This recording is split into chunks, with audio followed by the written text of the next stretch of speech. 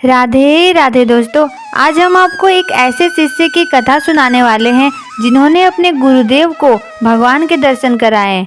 भोंदू भगवान का सखा था। वह बहुत सीधा था।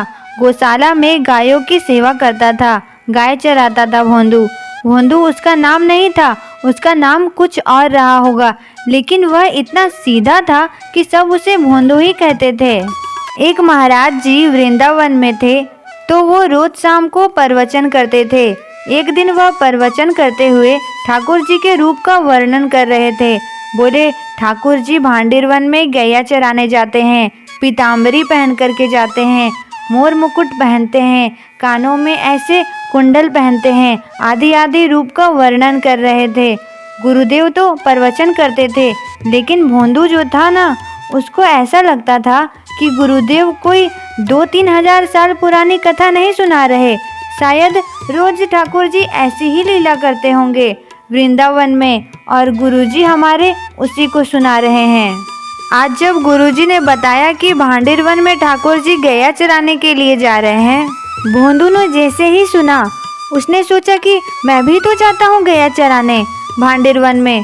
गुरुजी बता रहे हैं कि ठाकुर जी भी उसी भांडिरवन में गैया चराते हैं, लेकिन मुझे तो कभी नहीं दिखे।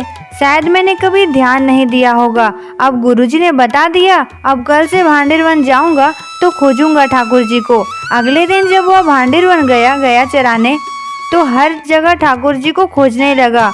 गुरुजी हमारे झूठ नहीं बोलते हैं, यहीं पर गया चराने आते हैं ठाकुर जी। अरे मैं ही अभागा हूँ जो उन्हें नहीं देख पा रहा, लेकिन ठाकुर जी यहीं कहीं होंगे। भोंदू के इस भोलेपन को देखकर ठाकुर जी रीझ गए।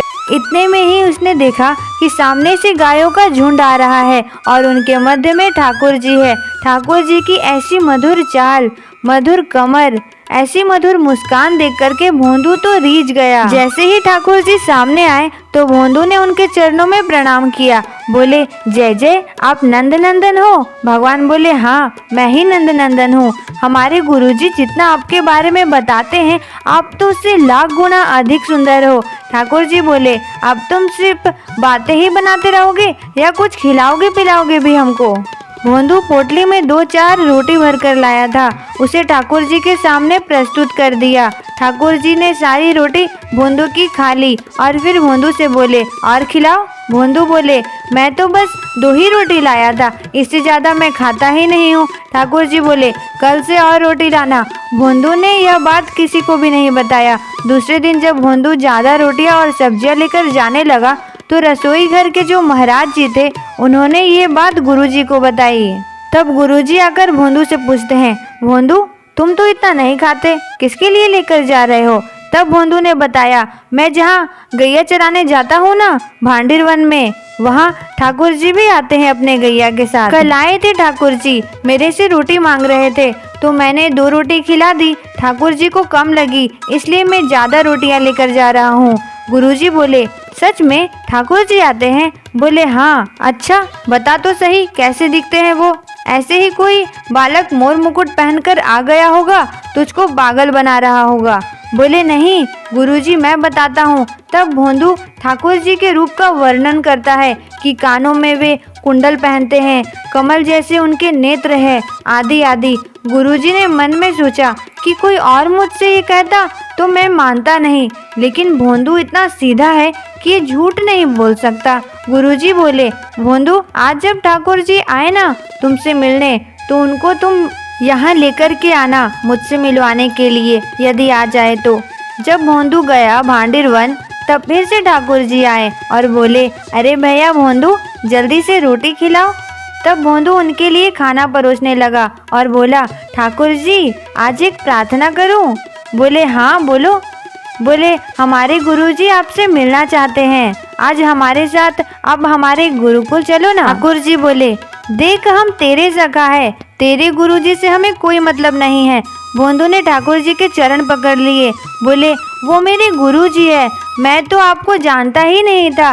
मैं तो इतने वर्षों से यहाँ गया चराने आ रहा हूँ, मैंने तो आपको कभी देखा ही नहीं। गुरुजी ने बताया कि आप भांडिरवन आते हो गया चराने, तभी तो मैंने आपको देखा। जिन गुरुजी ने मुझे आपके बारे में बताया, वो गुरुजी आपको बुला रहे हैं, आप मना मत करो ना। ठाकुर जी बोले, देख भोंदू, तू जो कहेगा सब करेंगे, लेकिन तेरे अलावा हम किसी और से नहीं मिलेंगे। ठाकुर जी रोटी खा रहे थे बढ़िया गुड़ के साथ में, तो भोंदू ने हाथ से रोटी छीन ली। तो ये भी मत खाओ, ये भी मेरे गुरुजी की है। और पत्तल भी उठा ली, ये भी छोड़ो, ये भी मेरे गुरुजी की यहाँ की बनी है, ये भी क्यों खा रहे हो? यदि गुरुजी से आप नहीं मिलोगे तो कल से यहाँ मत आना, मैं भी आपसे नहीं मिलूंगा। ठाकुर जी बोले, नहीं, मैं गुरुजी से नहीं मिलूंगा। तो भोंदू बोला, ठीक है, आज से मेरी आपकी कट्टी, कल से मत आना यहाँ पे, मेरे गुरुजी के नहीं तो मेरे भी नहीं आप। और फिर भोंदू वहाँ से जाने लगा। ठाकुर जी बोले, अरे भोंदू, रुक तो जा। भोंदू बोला, मैं तो तभी रुकूंगा जब आप वचन दोगे कि मेरे गुरुजी से मिलोगे आप। तब ठाकुर जी गुरुजी से मिलने के लिए तैयार हो जाते हैं। आश्रम में बैठे गुरुजी राह तक रहे थे कि भोंदू आ रहा होगा गया लेकर के। तभी क्या देखते हैं, असंख्य गायों का झुंड आ रहा है और उन असंख्य गायों के झुंड के बीच में भोंदू अपनी कमर पर ठाकुर जी को उठा करके लेकर के आ रहा है। ये दृश्य देखते ही गुरुजी तो मूर्छित ही हो गए और जब होश आया तो ठाकुर जी को अपने सम्मुख पाया।